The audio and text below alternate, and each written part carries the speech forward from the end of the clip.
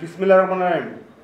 প্রিয় সাংবাদিক ভাই ও বোনেরা, উপজেলা বিএনপি কার্যালয়ে বদরগঞ্জ উপজেলা যুবদল ও পৌর যুবদলের আয়োজনে এক সাংবাদিক সম্মেলনের আয়োজন করা হয়েছে। যুবদলের নাম ভাঙিয়ে অপপ্রচার চালানো হচ্ছে, এর জন্য তীব্র নিন্দা ও প্রতিবাদ জানাচ্ছি। গত 6/10/2024 তারিখে বদরগঞ্জ সাব রেজিস্ট্রি অফিসে কে বা কাহারা একটি অনাকাঙ্ক্ষিত ঘটনা ঘটিয়েছে। উক্ত ঘটনারও তীব্র প্রতিবাদ ও নিন্দা জানাচ্ছি। সেই সঙ্গে এই ঘটনার সুষ্ঠু তদন্ত ও জড়িতদের বিরুদ্ধে আইনগত ব্যবস্থা গ্রহণের জন্য প্রশাসনের সুদৃষ্টি কামনা করছি। এদিকে সামাজিক যোগাযোগ মাধ্যমে আমরা অবগত হই, যুবদলের নাম ভাঙিয়ে কে বা কাহারা অসামাজিক কর্মকাণ্ড ও অপপ্রচার চালিয়ে যাচ্ছে। প্রকৃতপক্ষে এই অসামাজিক কর্মকাণ্ডের সাথে যুবদলের কেউ জড়িত ছিল না। যে বা যাহারা যুবদলের ভাবমূর্তি ক্ষুণ্ণ করার জন্য অসামাজিক কার্যকলাপ চালিয়ে যাচ্ছে, তাদেরকে যুবদলের পক্ষ থেকে গ্রেপ্তার করার দাবি জানাচ্ছি।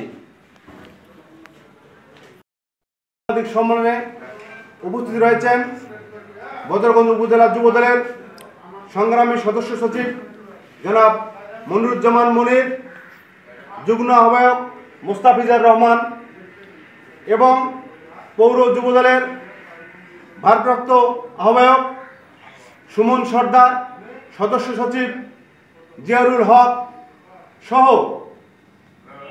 আমাদের যুবদলের বিভিন্ন ইউনিয়নের আহ্বায়ক, ওয়ার্ডের নেতাকর্মীবৃন্দ উপস্থিত রয়েছেন। সবাইকে ধন্যবাদ জানিয়ে ও আরেকটি কথা বলতে চাই যে আমাদের এই গত 5ই আগস্ট ছাত্র জনতার গণ অভ্যুত্থানের মাধ্যমে যে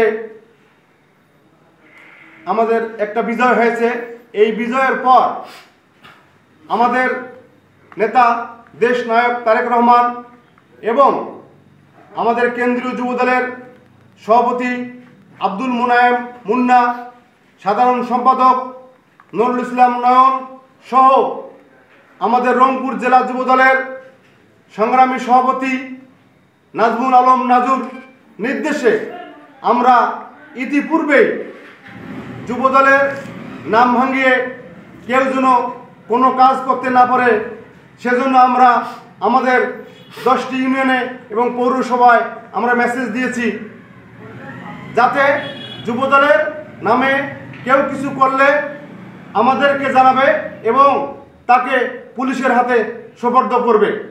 ধন্যবাদ সবাইকে। আপনার পরিচয়টা যদি দিতেন।